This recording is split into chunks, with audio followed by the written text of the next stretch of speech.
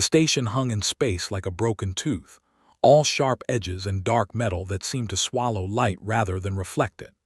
Captain Jake Morrison had seen a lot of strange things in his 12 years flying between the stars, but nothing quite like the structure the aliens called the Deliberation Sphere. It was massive, easily 3 times the size of the largest human station, and it pulsed with a kind of energy that made his skin crawl even through the protective hull of his ship.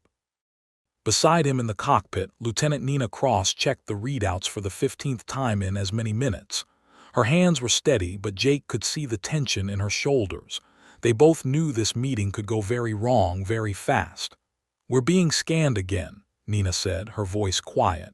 "4th time since we docked." Jake nodded but said nothing.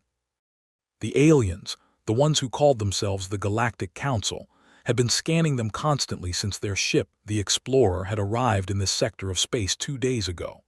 It was like being watched by 1,000 invisible eyes, and it made Jake want to turn the ship around and head back to Earth at maximum speed. But they couldn't do that. Earth needed this meeting. Humanity had finally cracked faster than light travel 5 years ago, and in that time they discovered something terrifying. They weren't alone, not even close. The galaxy was full of life, ancient civilizations that had been traveling the stars for thousands of years, and all of them answered to the Council. The door to the docking bay hissed open and a figure stepped through. It wasn't human, that much was obvious. The being stood nearly 8 feet tall, its body covered in what looked like living metal that shifted colors as it moved. 2 large eyes, completely black, studied them with an intensity that made Jake's stomach turn. "I am Overseer Krell," the being said, its voice coming from a translator device that hung in the air between them. "You will follow me to the Judgment Chamber." "Judgment Chamber?" Nina asked, glancing at Jake. "We were told this was a diplomatic meeting." Krell's metal skin rippled in what might have been amusement. "All meetings with new species are judgments. The Council must determine your value, your threat level, and your place in the established order. Follow." They had no choice. Jake and Nina walked through corridors that twisted and turned in ways that didn't make sense, as if the station itself was alive and changing shape around them. Other aliens passed them in the halls, some humanoid, others so strange that Jake couldn't even figure out which end was the head. None of them looked at the humans. It was as if Jake and Nina were invisible, beneath notice. Finally, they reached a massive chamber that opened up like the inside of a cathedral. The ceiling stretched up so high that Jake couldn't see the top, and the walls were covered in symbols and writing in languages he didn't recognize. At the center of the chamber, arranged in a circle, were 12 thrones. 11 were occupied by beings so different from each other that they might as well have been from different universes. The 12th throne was empty, and Jake wondered what had happened to whoever used to sit there. "Humans," a voice boomed through the chamber, though Jake couldn't tell which of the beings had spoken. "You stand before the Galactic Council. We have observed your species for the past 5 of your years. We have studied your technology, your culture, your wars, and your peace. We have reached a decision." Jake felt his mouth go dry. This wasn't how diplomatic meetings were supposed to go. There was supposed to be discussion, negotiation, compromise. But looking at the faces of the council members, he realized with growing horror that they had never intended to negotiate. This had always been a declaration. One of the beings leaned forward, its form resembling a mass of tentacles wrapped around a central core that glowed with a sickly green light. "Your species is young and aggressive. You have weapons that could threaten established systems.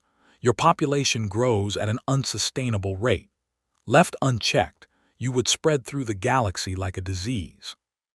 "We're not a disease," Nina said, her voice sharp.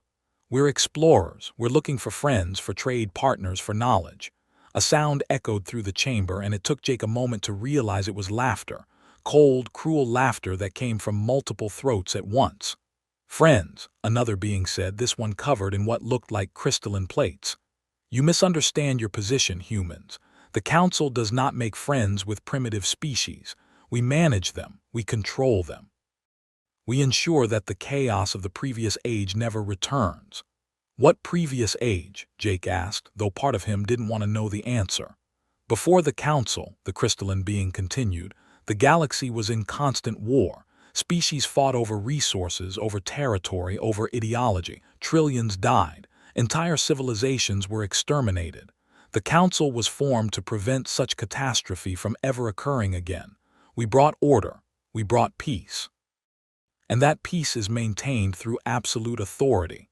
The being in the center throne, larger than the others and covered in what looked like flowing shadows, raised one appendage. The chamber fell silent immediately. The Council has decided, it said, and its voice seemed to come from everywhere at once. Humanity will be incorporated into the managed territories. Your faster-than-light technology will be restricted to Council-approved vessels. Your military will be reduced to a planetary defense force of no more than 30 ships. Your resources will be taxed at 65% to be collected quarterly. A Council administrator will be assigned to your homeworld to ensure compliance.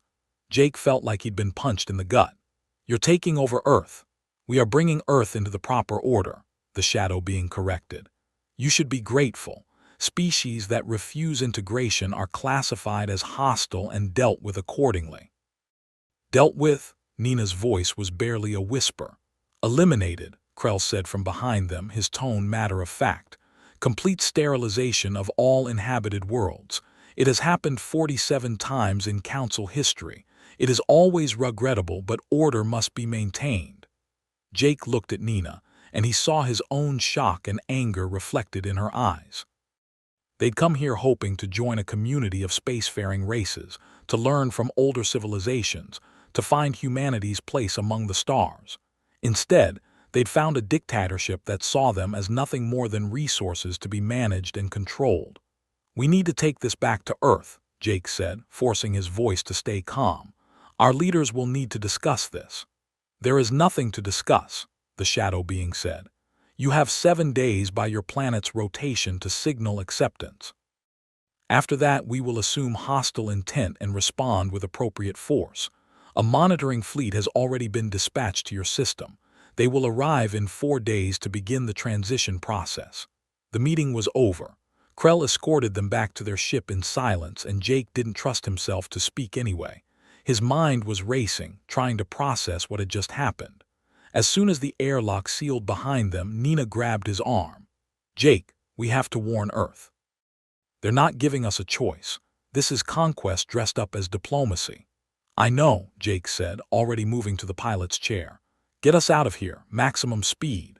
The Explorer undocked and accelerated away from the station, and Jake didn't breathe easily until they'd put 1,000,000 kilometers between themselves and the deliberation sphere.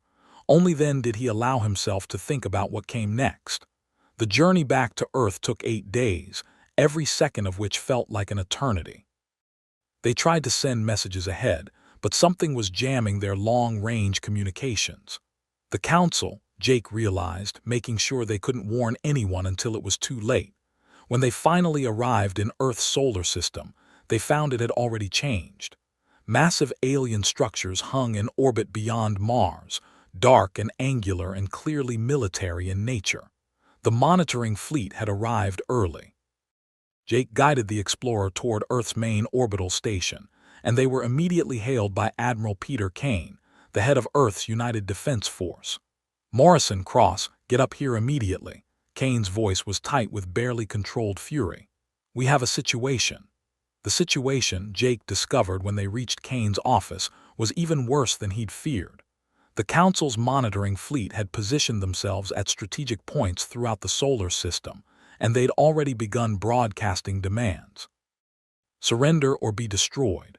Simple as that. Kane was a tall man with gray hair and eyes that had seen too many battles. He'd fought in Earth's last major war 20 years ago, and everyone said he'd hoped humanity's war-fighting days were behind them. Now, looking at his face, Jake saw that hope dying in real time. They gave us an ultimatum 3 hours ago, Kane said, pulling up a holographic display that showed the alien ships in orbit. 48 hours to signal complete acceptance of their terms, or they start bombing population centers. They sent a demonstration. The display changed, showing footage of the Martian research colony, or what was left of it. Where there had once been domes and habitats housing 3,000 people, there was now just a crater 5 kilometers wide. They killed everyone, Nina whispered, her face pale. 3,000 people just to make a point. And they'll kill 3 billion more if we don't comply, Kane said. The council doesn't bluff. Their entire civilization is built on absolute obedience. Any challenge to their authority is met with overwhelming force. Jake sank into a chair, feeling the weight of the universe crushing down on him. So we surrender, we give them what they want, it's better than extinction. No, Kane said, and the word was like a gunshot. We don't surrender. Admiral, they have ships that can destroy planets, Nina said. Our entire defense fleet is maybe 200 vessels, and most of those are outdated patrol craft. We can't fight them. You're right, we can't fight them directly. Kane pulled up another display, this one showing a document marked with the highest security classification.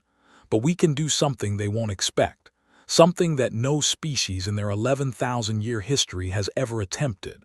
He tapped the display, and a name appeared, Protocol Void Harvest. Jake read the document, and with each paragraph his horror grew. It was insane, reckless, a plan so dangerous that it could destroy Earth just as surely as the Council's weapons. But as he read further, he began to understand the terrible logic behind it. You want to weaponize the asteroid belt, he said slowly. Not just the belt, Kane corrected. Every piece of rock and ice in the solar system larger than a building, every comet in the outer reaches, every moon that isn't inhabited. We're going to turn our entire star system into one massive trap. Nina was shaking her head. That's impossible. The calculations alone would take years. Moving that many objects, coordinating their trajectories, timing everything perfectly. We don't have the resources or the time. We have 43 hours, Kane said, and we have something the Council doesn't expect. We have desperation, and we have nothing left to lose. He pulled up a list of names, hundreds of them. Every mining ship in the belt, every cargo hauler, every transport and tug, I'm commandeering all of them. Every astronaut, every pilot, every engineer who knows how to attach a rocket motor to a rock, they're all being briefed right now. And if it doesn't work, Jake asked. Kane's expression was grim. Then we die, but at least we die free, and we take as many of those Council ships with us as we can. The next 40 hours were a blur of frantic activity. Jake found himself assigned to coordinate the outer belt operations, working with miners and haulers who'd spent their entire lives moving rocks but never anything like this. The plan was mathematically elegant and practically nightmarish. They weren't trying to hit the Council ships directly. The aliens would just dodge or shoot down any asteroids on a collision course. Instead, they were creating a cascade. Select specific asteroids, ones with high concentrations of volatile compounds, water ice, and unstable materials. Move them onto collision courses with each other, timed so that the impacts would occur in a specific sequence. Each collision would release energy and send fragments flying in predetermined directions, which would impact other prepared asteroids, which would release more energy and more fragments. A chain reaction that would turn the entire inner solar system into a storm of rock and ice moving at incredible speeds in every direction. Lieutenant Ben Foster, a mining engineer who'd been in the belt for 15 years, explained it to Jake in simple terms. Think of it like dominoes, but the dominoes are mountains and they're all explosive. We set up the first line to fall, and everything else follows. The Council ships are sitting in stable orbits, predictable positions. The debris cloud won't be predictable. It'll be chaos. And Earth, Jake asked. How do we protect Earth from our own weapon? Ben's smile was grim. We don't, not completely. Some debris will get through. That's why they're evacuating everyone to underground shelters. We're trading surface damage for survival. Jake spent the next day riding between asteroid operations, checking positioning calculations, verifying that the mining charges were placed correctly. He met dozens of miners and haulers, ordinary people who'd been living quiet lives moving rocks for profit, now turned into soldiers in a war they'd never asked for. One woman, a hauler captain named Carol Wright, had tears in her eyes as she positioned her ship near a massive asteroid they designated Alpha Prime. It was the keystone, the first domino, loaded with enough explosive material to destroy a small city. I've got 2 kids in the Seattle shelter, she told Jake. 10 and 12 years old. I'm doing this so they grow up free even if I don't make it back to see them." Jake didn't know what to say to that, so he just gripped her shoulder and moved on to the next assignment. Back on Earth, Admiral Kane coordinated the larger strategy with a team that hadn't slept in 2 days. The Council ships were still in position, counting down the hours until their deadline. They'd sent additional demands, additional threats, but no more demonstrations. They believed their point had been made. Nina was stationed on Earth's main defense platform, working with targeting systems that would guide the final phase of the operation. She'd barely spoken to Jake since they'd returned from the Council station, and he knew she was struggling with what they were about to do. "This is going to kill people," she'd said during one of their brief conversations. "Even with the shelters, even with all our preparations, people are going to die from what we're unleashing." "I know," Jake had replied, "but if we don't do this, everyone dies. At least this way we have a chance." Now, with 6 hours left until the Council's deadline, Kane sent out the final authorization codes. All across the solar system, ships moved into position. Charges were armed. Calculations were triple-checked. Everything was ready. Jake stood in the command center of a mining station that had been converted into a temporary military hub. Around him, dozens of men and women watched their screens with expressions that mixed fear and determination.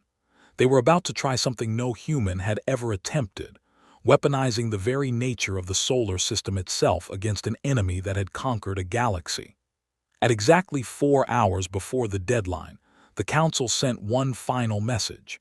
It played on every screen, every communication device across Earth and its colonies. "Humanity has shown itself to be defiant and irrational."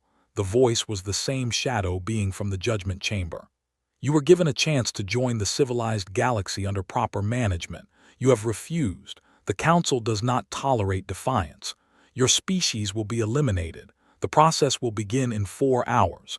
May your extinction serve as a lesson to other primitive races." The channel went dead, and for a moment the command center was silent.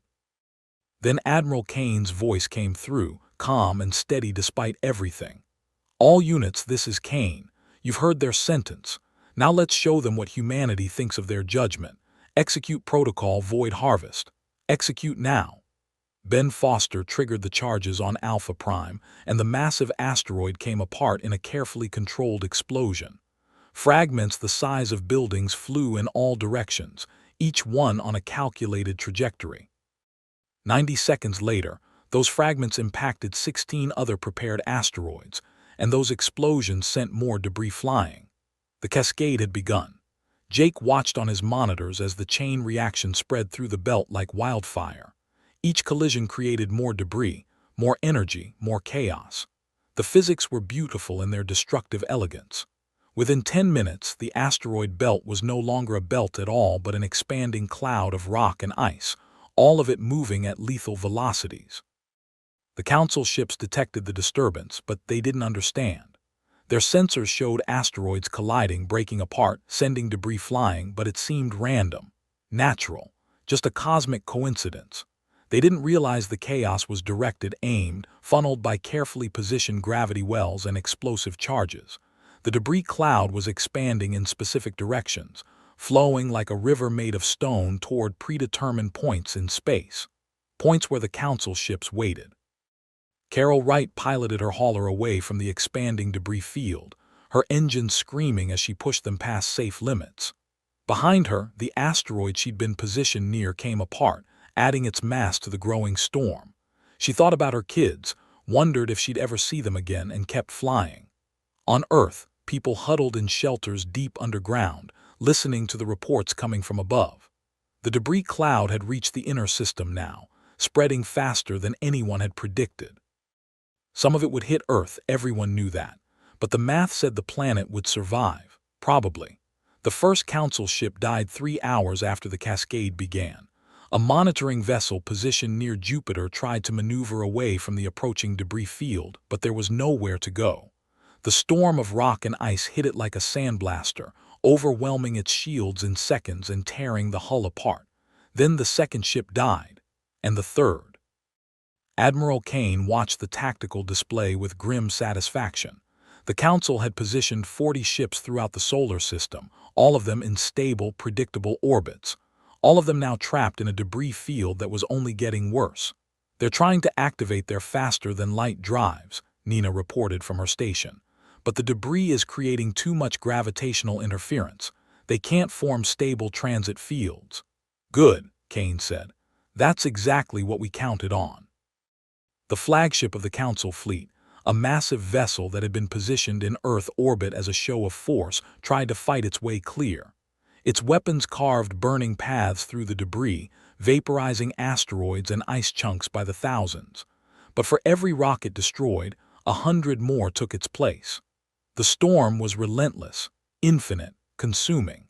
Jake watched as the flagship's shields began to fail under the constant bombardment.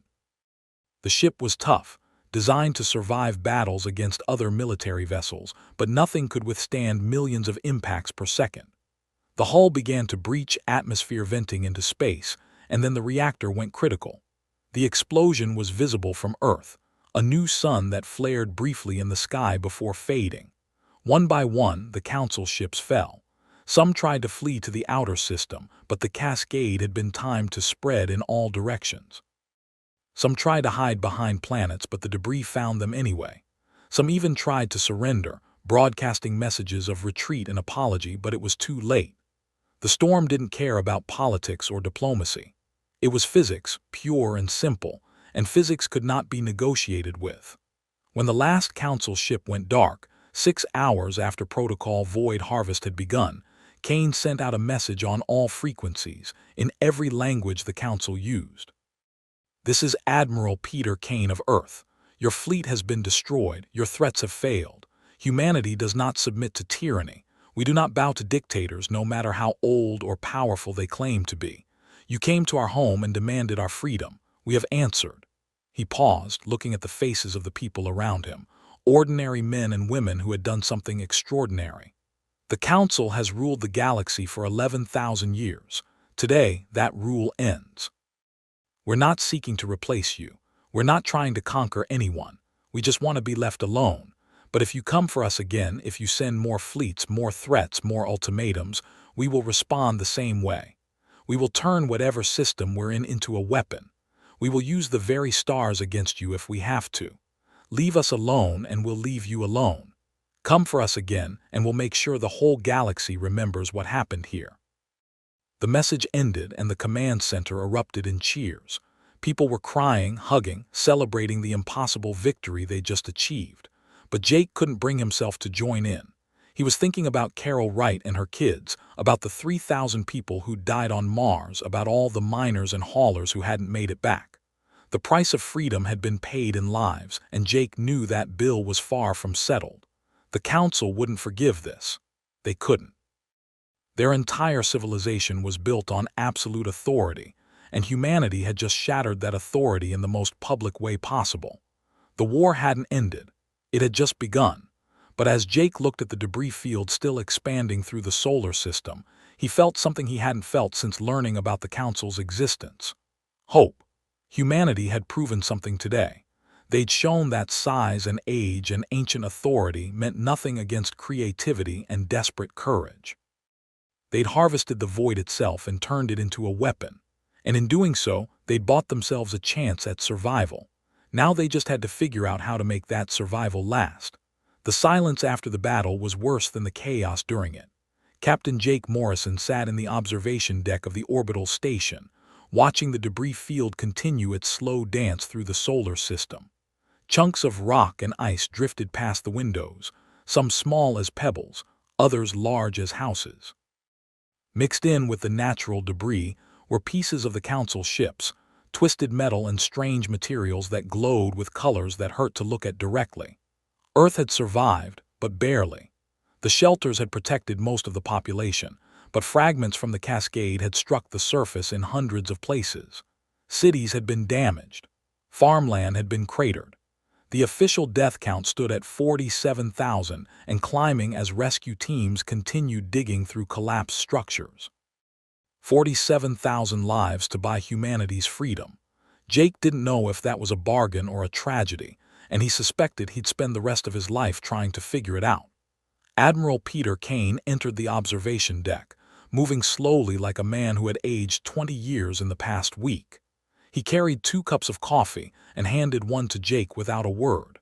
They stood together, drinking the bitter liquid and watching the aftermath of what they'd done. "The council has gone quiet," Kane said finally. "No messages, no threats, nothing. Our long-range sensors show their territory is in chaos. Ships moving everywhere, fleets being assembled, but no coordination. It's like they don't know what to do." "They've never lost before," Jake said.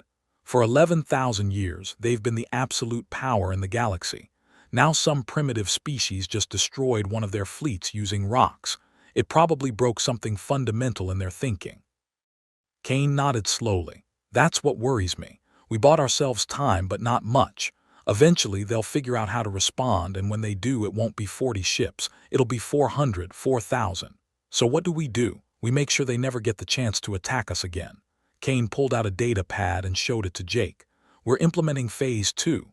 Jake read the document, and his coffee went cold in his hand. Phase 2 was even more insane than Protocol Void Harvest had been. It was based on a simple question that nobody had asked during all the chaos of the battle. How did the Council maintain control over so many species across such vast distances? The answer was fear. Overwhelming, absolute fear backed up by military force that could appear anywhere in Council space within days. But that force required infrastructure. Communication networks that could send messages faster than light. Supply depots that could fuel and arm fleets. Administrative centers that coordinated the taxation and governance of hundreds of worlds. Phase 2 was about destroying that infrastructure before the Council could use it to organize a proper response. "You want to attack them," Jake said, disbelief coloring his voice. "They have thousands of worlds. We have one barely functional solar system." "We're not attacking their worlds," Kane corrected. "We're attacking their communication hubs, their supply stations, their administrative centers. The places that let them coordinate across the galaxy. Without those, they're just a collection of powerful but disconnected species. With them, they're an empire that will hunt us down and exterminate every human being in existence. And how exactly do we pull that off? We destroyed their monitoring fleet, but that was in our home system where we had every advantage. Out there in their territory, we'd be sailing into the teeth of their defenses." Kane's smile was cold. "We used their own technology against them. When we salvaged the wreckage of their ships, we found their navigation data, their communication protocols, their identification codes.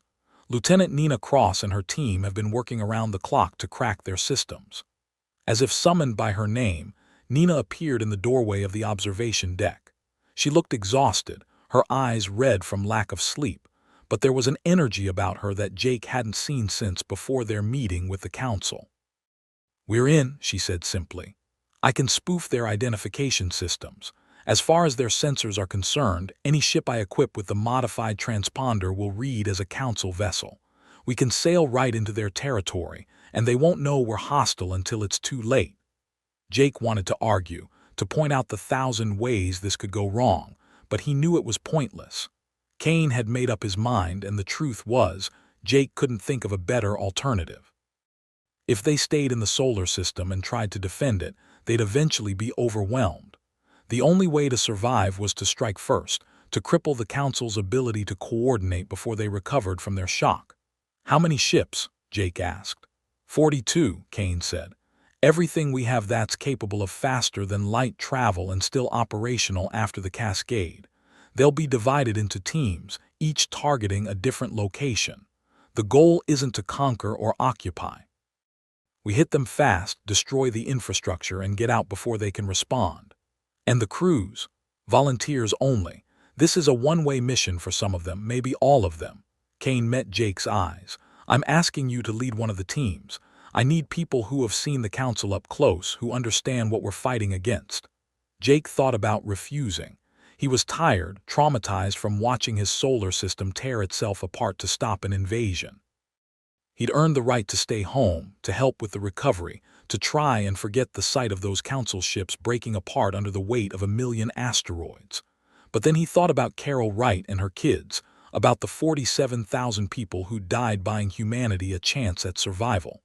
If he stayed behind now, their sacrifice would be for nothing. The council would eventually recover, rebuild, and come back stronger. The only way to honor the dead was to make sure their deaths had meaning. "I'm in," he said. "Where am I going?" Kane pulled up a star map, highlighting a system about 60 light-years from Earth. "This is Junction 7, one of the Council's primary communication hubs. It's not a heavily populated world, just a massive station in orbit around a gas giant. The station processes and routes faster than light communications for about 40 star systems. If we take it out, we'll blind the Council in an entire sector." Nina added, "The station is defended, but not heavily. The Council never expected anyone to attack their infrastructure. They've spent 11,000 years convinced of their invincibility. That's their weakness." Jake studied the data. Junction 7 was deep in Council territory, surrounded by established civilizations that had been under their rule for millennia. Getting there would require multiple faster-than-light jumps through systems that were probably monitored. Getting out would be even harder. "What's my team?" he asked. "Your ship will be the Explorer, upgraded with the spoof transponder and some weapons we salvaged from the Council wrecks," Kane said. "You'll have a crew of 12, all volunteers. Nina will be your second-in-command, handling communications and electronic warfare. Lieutenant Ben Foster requested assignment to your team. He says if we're going to blow things up in space, he wants to be there to see it." Despite everything, Jake smiled. Ben had made it back from the asteroid belt, though his hauler had been so damaged it barely limped into port.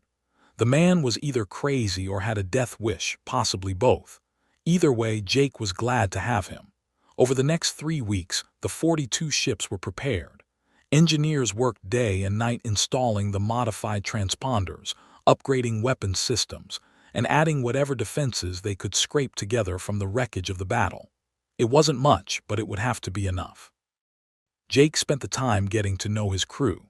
They were an odd mix of military personnel and civilians, united only by their willingness to volunteer for what everyone privately called the suicide mission. There was Rachel Brooks, a communications officer who'd lost her entire family in the Mars demonstration strike. There was Patrick Hayes, a pilot who'd flown cargo runs between Earth and the outer colonies for 20 years before the war started. There was young Jimmy Porter, barely 22, who'd lied about his age to join the Defense Force and now found himself preparing to strike deep into enemy territory. Each of them had their reasons for going, and Jake didn't question those reasons. He just tried to make sure they were ready for what was coming. The night before departure, Jake found Nina in the ship's small common area, staring at a photo on her personal tablet. It showed a man and 2 young children, all smiling at the camera. "My brother's family," she said when she noticed Jake watching. "They're in the Denver shelter, safe for now. I'm doing this for them." "We're all doing this for someone," Jake replied, sitting down beside her. "Do you think it'll work, this crazy plan to cripple an empire that's lasted longer than human civilization?" Jake thought about lying, about giving her false confidence, but Nina deserved better than that. "I think we're going to hurt them badly. Whether it's enough to keep them from coming after us again, I don't know. But it's better than sitting here waiting for the hammer to fall."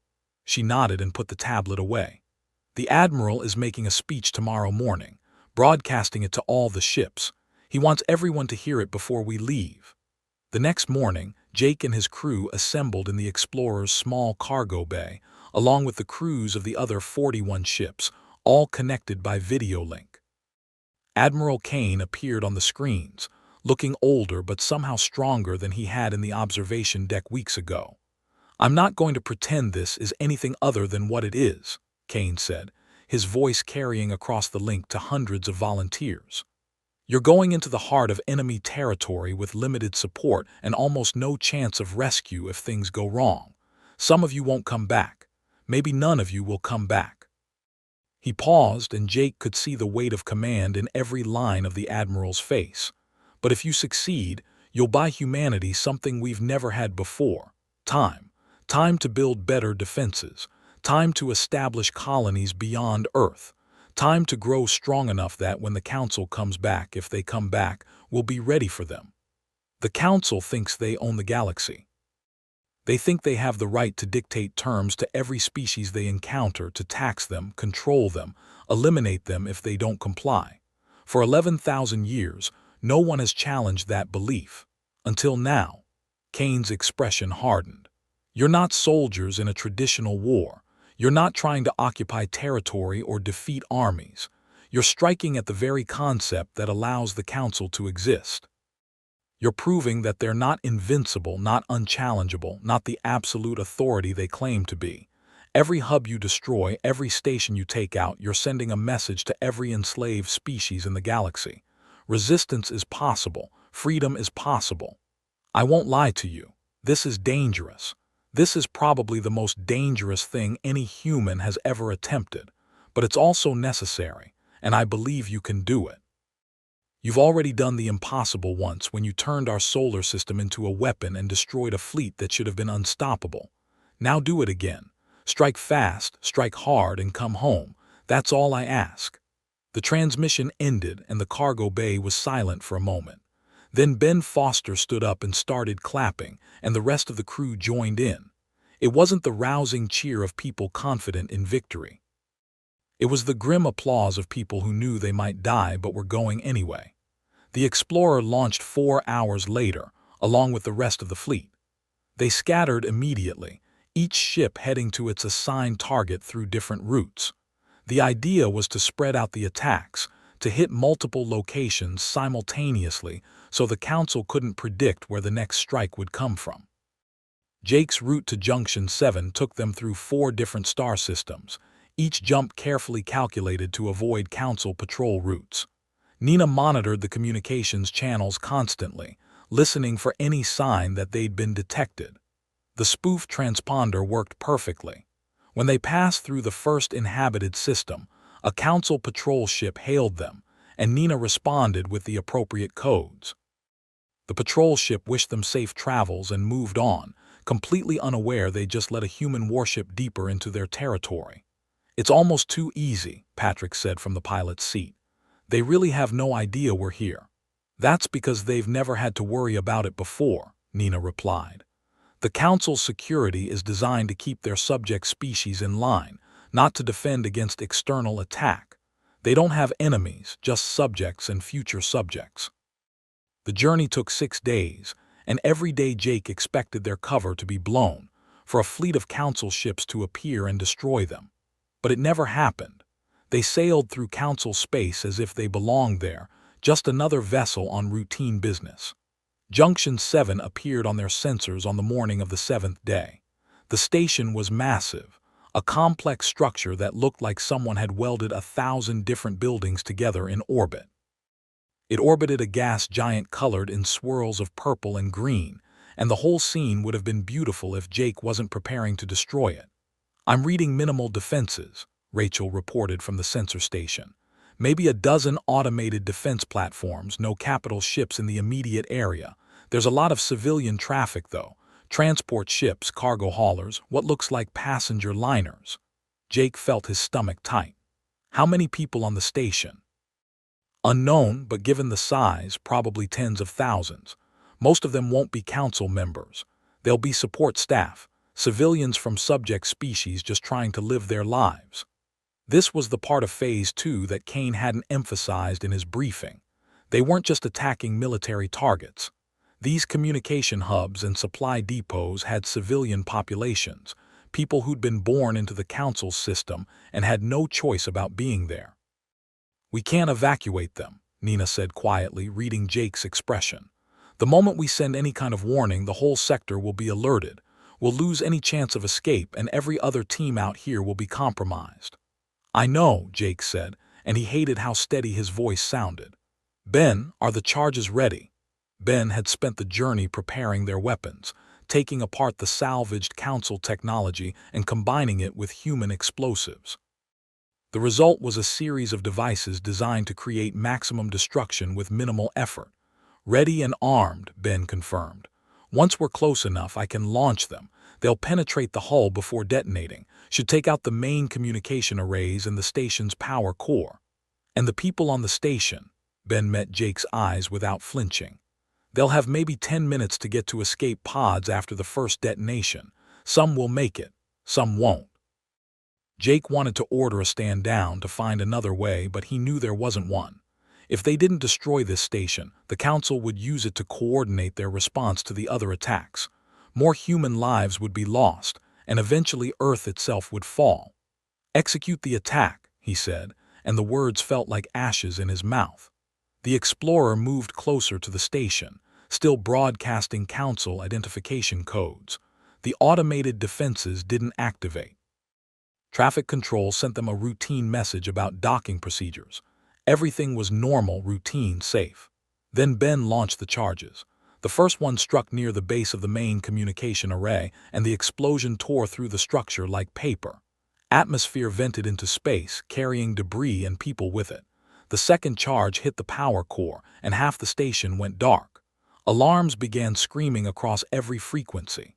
The civilian ships started scattering, fleeing in all directions. The defense platforms finally activated, turning their weapons toward the Explorer. "Get us out of here," Jake ordered, and Patrick slammed the engines to full power. The defense platforms opened fire and the Explorer's shields flared under the assault.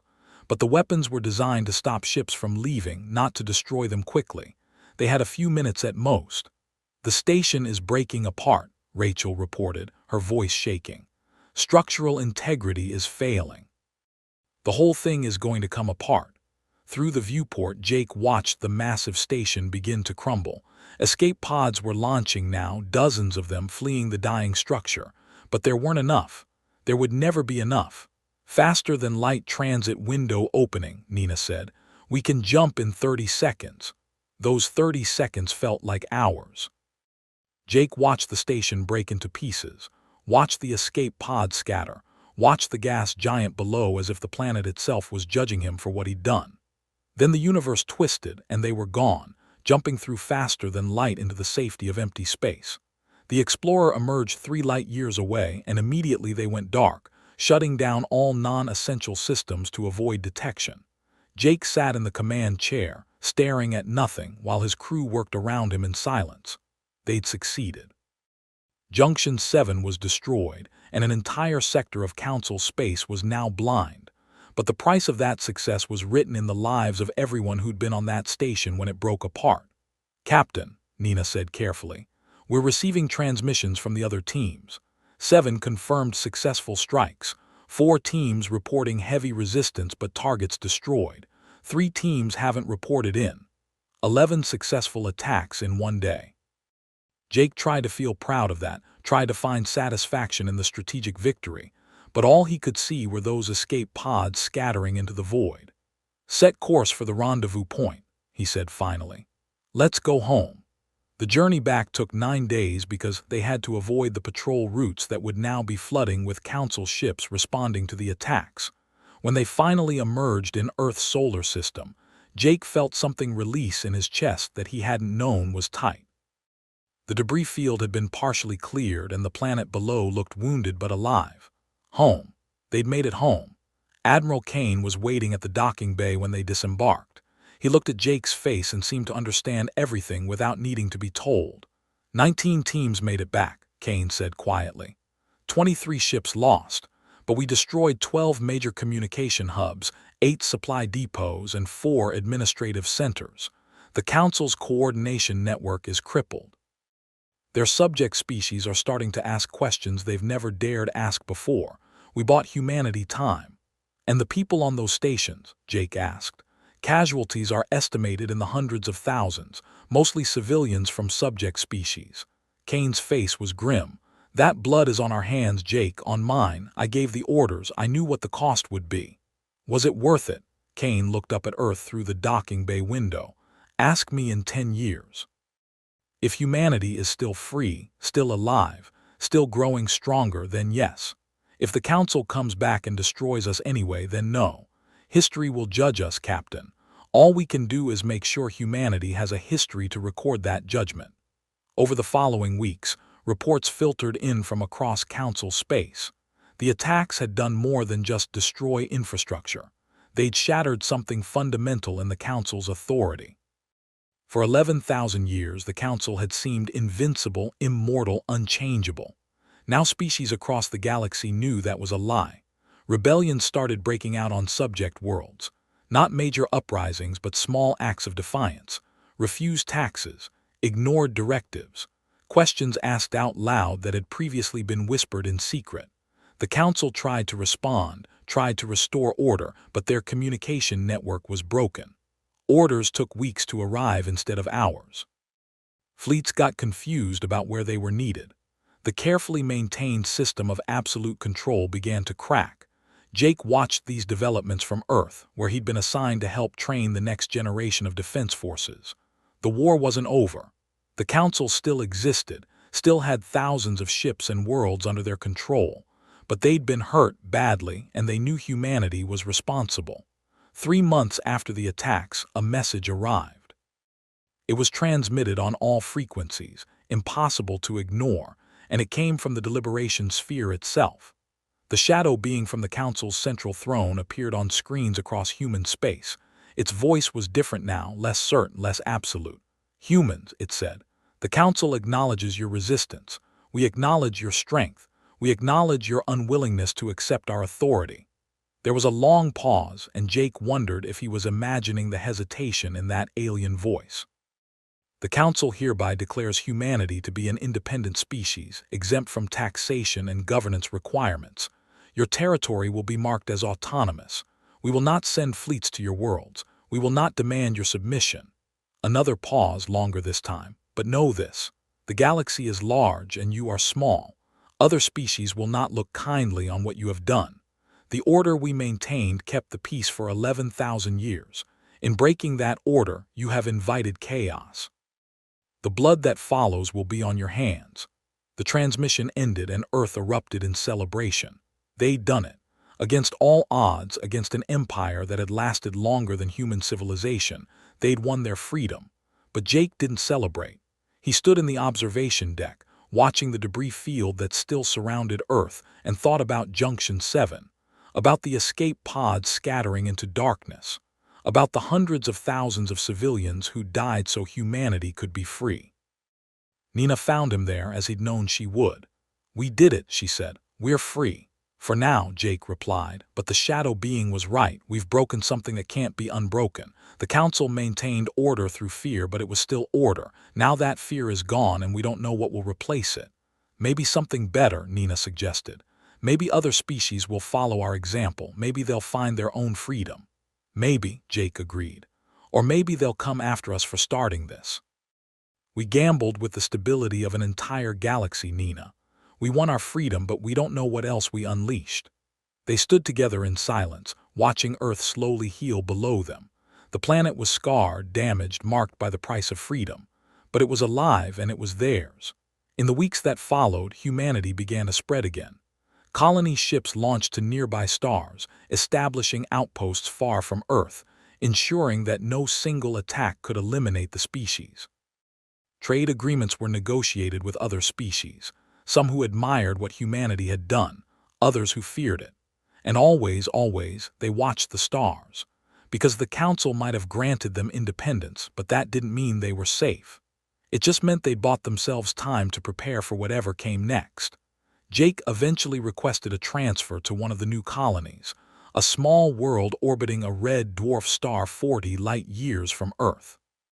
He wanted to be far from the memories of Junction 7, from the weight of what he'd done, but he knew the memories would follow him wherever he went. On his last night on Earth, Admiral Kane called him to a private meeting. The old man looked tired, worn down by the burden of command and the cost of victory. "I wanted to tell you something before you left," Kane said. "Something I haven't told anyone else. When I authorized Phase 2, when I sent those 42 ships into Council space, I knew what would happen. I knew about the civilians, the casualties, the cost, and I sent those ships anyway." "I know," Jake said. "We all knew. But here's what keeps me awake at night," Kane continued. "I'd do it again. If faced with the same choice, knowing everything I know now, I'd still send those ships. I'd still order those attacks, because the alternative was the extinction of our entire species. And I can't regret choosing humanity's survival, even though it cost innocent lives." He looked at Jake with eyes that held more pain than any human should have to bear. "You're going to carry Junction 7 with you for the rest of your life. That's your burden, and I'm sorry I put it on you, but remember this. You didn't start this war. The Council did when they came to our system and demanded our submission. You didn't want to kill those civilians. But you did what was necessary to save billions of human lives. That doesn't make it right, but it makes it understandable." Jake nodded slowly. "Does it get easier, living with what we've done?" "No," Kane said honestly. "It doesn't get easier, but it becomes part of you and you learn to carry it. And maybe, if we're very lucky, our children will live in a galaxy where they never have to make the choices we made." Jake left Earth the next morning on a colony ship called the New Dawn. As the planet shrank behind him, becoming just another bright point among the stars, he thought about everything that had happened. The Council's ultimatum, the desperate gamble of Protocol Void Harvest, the attack on Junction 7, the price of freedom measured in lives and blood and guilt that would never fully fade. Humanity had harvested the void, turning the emptiness of space into a weapon that saved their species. They'd won a war that should have been impossible to win. They'd earned their place among the stars through courage and sacrifice, and a willingness to do terrible things for necessary reasons. But Jake knew, as his ship jumped into faster than light and left the solar system behind, that this was only the beginning. The galaxy had changed, and humanity had changed with it. What came next, whether it was peace or war or something in between, would depend on choices not yet made by people not yet born. All he could do was carry his burden, remember the cost, and try to build something worth the price they'd paid. The rest was up to history.